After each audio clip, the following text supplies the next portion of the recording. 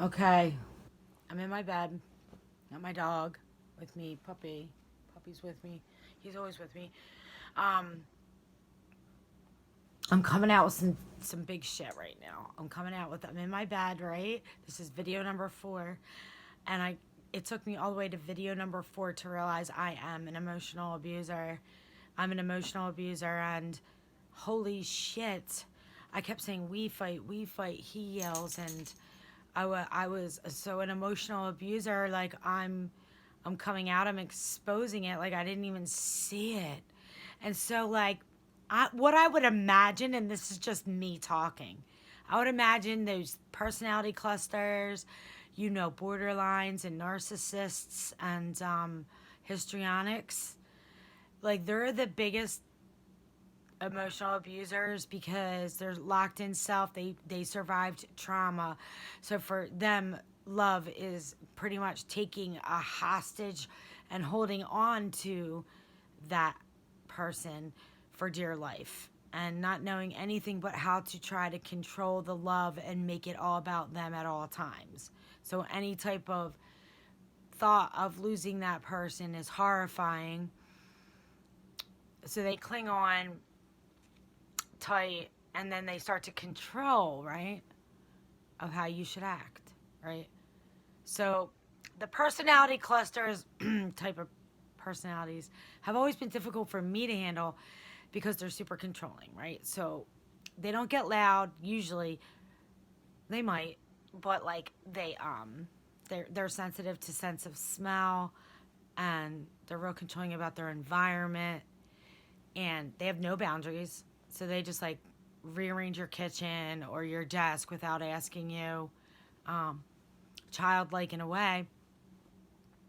I was raised by one, so um, I paused because I wouldn't want to hurt anyone with this video. Who I did hurt was my partner, Hakeem, and any partner that I've ever been with. I abused them, and I just realized it today. So it took 4 videos for me to realize I'm the emotional abuser, and I am an emotional abuser, and I want to expose it, and I want to heal, right? Because the first thing I have to do is be aware of it and what it is and what it does. And I could have some haters hate me for it. And I remember sharing in Narcotics Anonymous meetings like some of my behaviors. And people would look at me, especially men would look like, bitch, why'd you throw that at your man? I remember this one guy in the meeting, he said, why'd you throw that at your husband? And like, so emotional abusers aren't always just emotional abusers. It does get heightened to physical abuse when they cannot control the situation. So it's just being abusive, just being an abusive person. So like for me to come out with this and realize this, like I could do my step work and like in Narcotics Anonymous just do my step work, and I could say, oh, one of my defects of character is violence, and I like being violent. I couldn't even admit I was violent.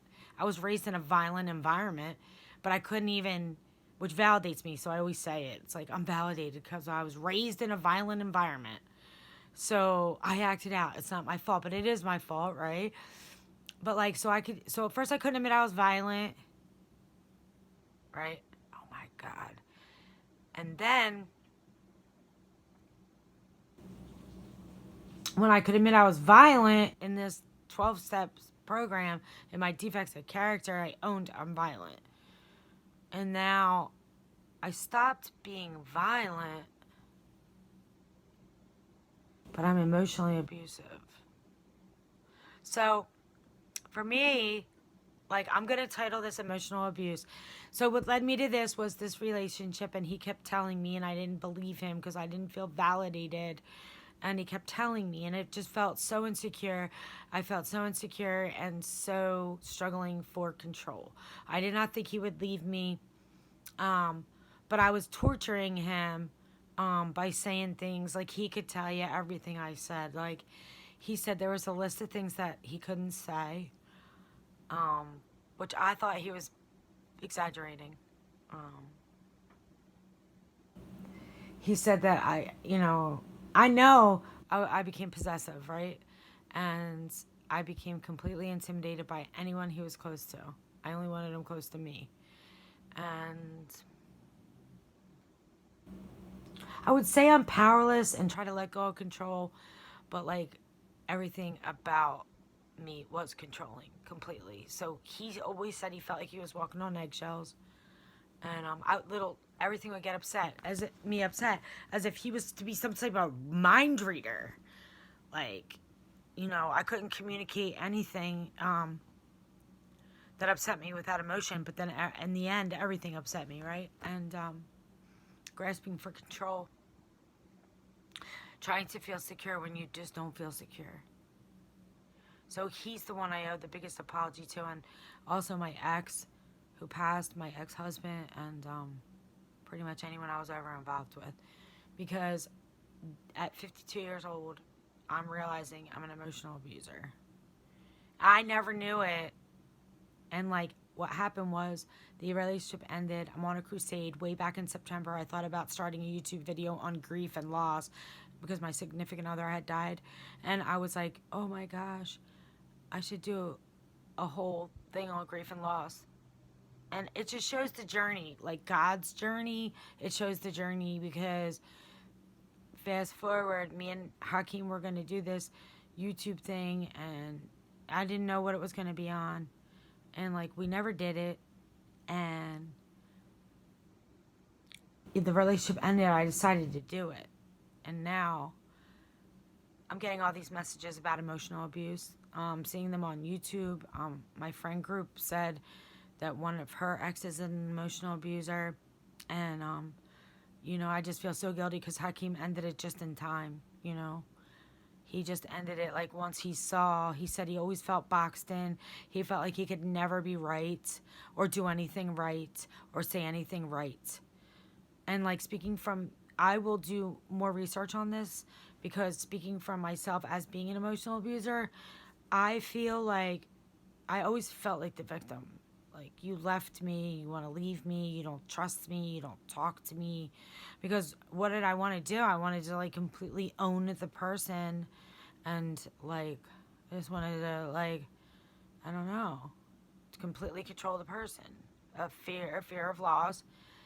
And, the person actually gets PTSD from it. They actually develop, they become abused. And this is so sad for me because I saw it happen to my dad.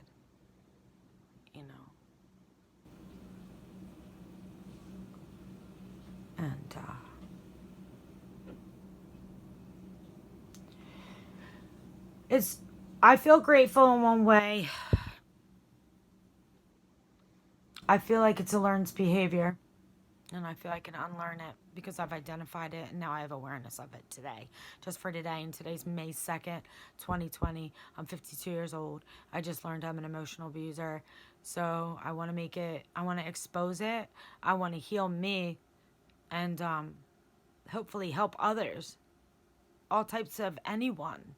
Because you could be a male, you could be a female. But when you're trying to dominate and control a person, and you're trying to get them to meet all your needs and every whim and all your emotional demands, they start to become abused. Like, they just love you. So they just, like, develop these, like they get, I don't know. I need to do more research on it. I'll tell you what. Sure, this is going to be disturbing for a lot of people. And I feel just for today, I have the courage to put a face to it, to walk through it, to change myself, to heal me, and hope and pray for the healing of others who've been on the other end of emotional abuse. It's not love. It feels like love, but it's not how to love someone. That's my dog, Puppy. It's not how to love someone. Shut up for a minute. Hey, I'm on a video. Come here, I'm on a video. It's not how to love someone. You can have the feelings of love. You don't want to believe it's not love. You have the feelings of love. But it's not how to love. You don't love people actively in an action form by trying to control their every move and what they do and what they say and who they're with. And they're friends with and who they talk to. All of that. Some women, I just saw videos, said that, you know, being told what to wear. So ultimately, it seems like you're not allowed to be your authentic self. So you're not allowed to be your authentic self. You're not allowed to be your authentic self. So then you feel lost because the person isn't letting you be who you are. So I was emotionally abused, and my parents were emotionally abusing each other, and now I became an emotional abuser. I know my sister is as well.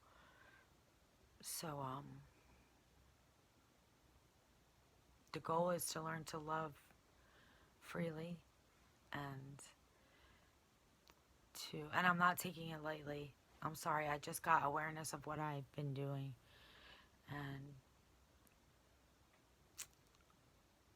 I'm not taking it lightly. I